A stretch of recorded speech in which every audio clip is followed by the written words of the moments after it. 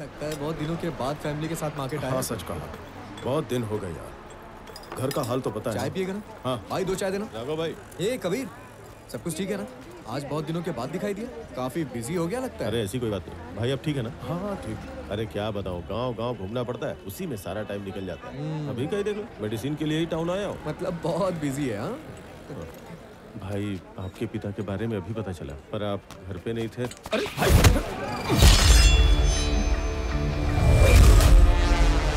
राघव, इन सबको यहाँ से लेकर जाओ, जल्दी करो। चलो चलो जल्दी चलो। चलिए मैडम। मैडम चलिए ना, मैडम चलिए ना प्लीज, आप चलिए ना, मैडम। वो आ जाएगा।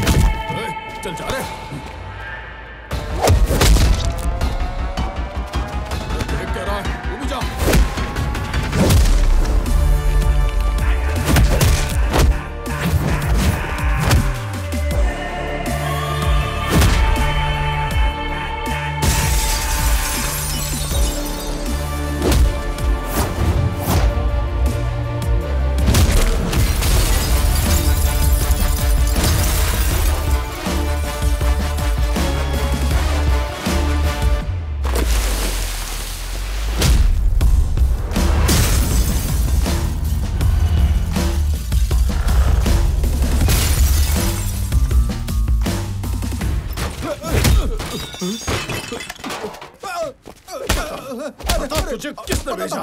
बता, मुंह खोल। ये किसने भेजा? ये एसपी ने ये फोटो देकर भेजा था। अब प्लीज भाई छोड़ दो।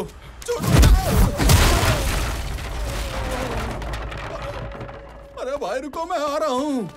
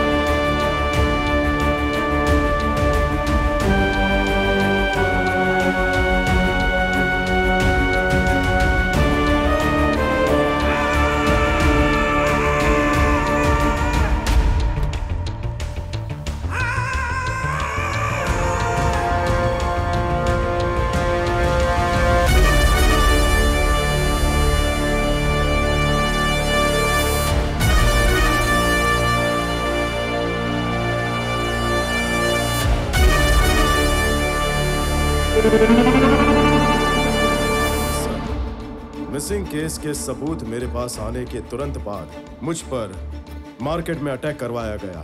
तहकीकात करने के बाद मुझे अंदर के खुफिया राज पता चले। इस ऑपरेशन माया में जो लोग अलग अलग जगह से आए थे वो सारे के सारे वर्मा के आदमी थे और उन सब की मौत हॉर्सली हिल्स में ही हुई थी। ये सारे लोग लापता नहीं हो रहे थे, उन्हें बेदर्दी से मारा जा रहा था और उनके कातिल थे भेड़ की खाल में भेड़िए, the most dangerous highway killers. अफसोस इस गैंग का एक मेंबर मेरा छोटा भाई अनंत था और उस गैंग का लीडर एक डॉक्टर है जो बहुत ही खूंखार और खतरनाक है, मेरे स्कूल का जूनियर कबीर। हांगकांग में रहने वाला लाल सैंडलवुड का स्मगलर विराज, जो बहुत ही सिस्टमेटिक तरीके से अपना नेटवर्क चलाता है। और इसी विराज का 4000 टन लाल चंदन शेषाचलम के पोर्ट से निकलकर मैंगलुरु पोर्ट तक ले जाने का सीक्रेट ऑपरेशन एसपी की मदद से पूरे जोर शोर से हो रहा था। और उस लालची एसपी देवानंद की नजर विराज के 1000 करोड़ के असाइनमेंट पर पड़ी और फिर इसने जन्म दिया हाईवे किलर्स गैंग को। और हमारे एसपी देवानंद इस किलर गैंग की तहकीकात करने का नाटक कर रहा था। सरकारी वैन का इस्तेमाल करके अपने काम को अंजाम दे रहा था। वर्मा के कहने पर वो जानबूझकर गाड़ियों को रोकता, ड्राइवर्स और वर्कर्स को बेरहमी से मार देता था। उसके बाद चोरी की हुई लॉरी और कंटेनर्स को करीब के जंगलों में लेकर जाते। आखिरी कंटेनर लोड करके जब वर्मा निकल रहा था तो उसने देखा कि उसका एक कंटेनर उल्टी दिशा में जा रहा था। उसे पता चला कि कंटेनर किलर गैंग के कब्जे में था। जंगल में उसका सामना किलर गैंग से हुआ। तुम लोग यहाँ पर क्या कर रहे हो? कंटेनर क्यों बदल रहे हो? हाँ? कौन हो तुम लोग, बताओ मुझे। यार कुछ तो गड़बड़ है। ए वर्मा, मैंने इसको कहीं देखा है यार। अरे क्या कर रहे हो? प्लीज इसे मत मारो, छोड़ दो इसे। कंटेनर को चुराने के बाद लॉरी और इंसान को वो लोग दफन कर देते थे। इलाका जंगल के बीच होने की वजह से इसकी भनक किसी को नहीं लगती थी। और तो और इस खेल में दूर दराज के गांव के बूढ़े दंपत्ति के बच्चे भी बलि चढ़ गए थे। ये सब कुछ होते हुए गांव के एक बूढ़े आदमी ने अपनी आंखों से देखा। बीवी को बचाने के लिए वो उस गांव से भाग गया। कुछ दिन बाद वो अपने बच्चों की लाश ढूंढने वापस जंगल के रास्ते निकला। हाईवे किलर्स वर्मा और सुरेंद्र को मौत के घाट उतार रहे थे। ये देखकर बूढ़ा डर गया। हॉर्सली हिल्स को ही उसने अपना घर बना लिया। मौका मिलते ही उसने 2-3 हाईवे किलर्स को मौत के घाट उतार दिया। और जिस दिन उसने अनंत को मेरी गाड़ी में देखा, उसने अनंत को पहचान लिया। दूसरे हाईवे किलर की तरह अनंत को मौत के घाट उतारने के लिए उसने एक्सीडेंट की प्लानिंग की। और जब मैंने उस बुजुर्ग आदमी से बात करने की कोशिश की, तब उसने मुझे सच्चाई बताई। अनंत भी मर गया और पिताजी भी नहीं रहे। सैकड़ों लोगों की जान लेने वाले हाईवे किलर्स बेखौफ घूम रहे थे। और दूसरी तरफ देवानंद ने लाल चंदन की लकड़ी काटने वाले वर्कर्स को अपने रास्ते से बड़ी बेरहमी से हटाया। These criminals will be punished, no matter what. Even though there is no evidence, I will do that, sir. Damn it.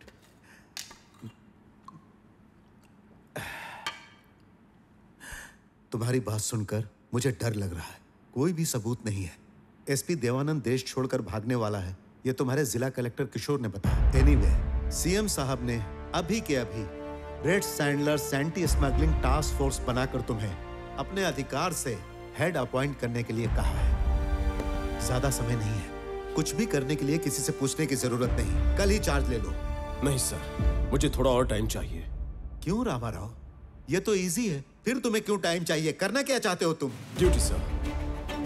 अभी तक गवर्नमेंट ऑफिसर की हैसियत से कानून के दायरे में रहते हुए मैंने हमेशा अपनी ड्यूटी की है सर।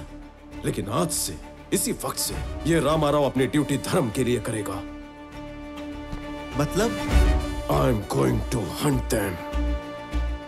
असली खेल तो अब शुरू हुआ है।